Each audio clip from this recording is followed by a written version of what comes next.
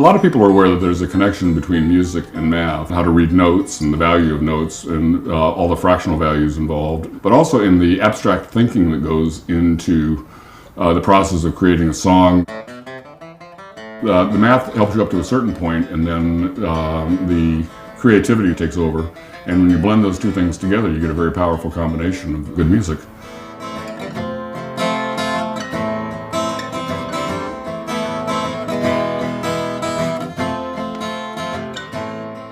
I graduated college in 1974 and started teaching in LA City schools.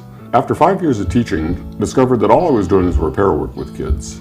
Probably the most frustrating thing for teachers is to realize that you've got kids that are working 1, 2, 3, sometimes 4 years below grade level by the time they get to middle school. My son Nick was born in January of 1980. Over the first few years of his life, everything he did seemed to be involved in some form of creativity. And as he got a little bit older, it became really obvious that he had a very analytical mind. I had the opportunity to discuss math ideas that were way beyond his years, and so I had to come up with ways to speak with him about these things that made sense to him. And that was when I started changing the language. So many of the things that Nick and I have done in our past have led to Mathnasium's corporate mission statement, which is to teach children math in a way that makes sense to them.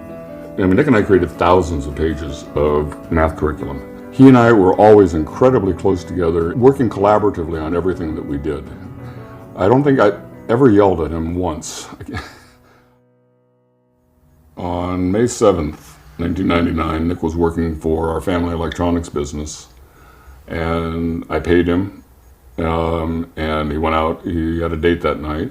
A few minutes before 5 the next morning, the phone rang. It was a call from a nurse at County General Hospital, and she said, I think you better get down here. Nick had fallen asleep at the wheel, coming home very late from a date. And as every teenage driver knows, you shouldn't drive when you're tired. But he did a solo car spin out in front of County General Hospital, and he passed that day.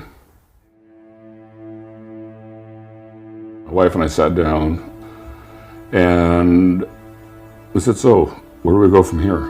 We found this Buddha statue, and it's the Buddha releasing a fish back into the river. This was kind of our release of all the goings on with our son's passing. With Nick not being here, probably the greatest memorial that we can do is to make this work that was based on his thinking, to indeed bring it to a larger audience. It was 3 years later that I met Peter and David and we started Mathnasium. We're literally worldwide now. There are Mathnasiums on every continent but Africa and Australia. The first trip I took for Mathnasium, we opened our first international center. Spent a week doing interviews and training staff, all kinds of things. And when I was ready to leave, my host there gave me a present, this picture. And when I looked at it, I said, I have no idea how important this is to me and my wife.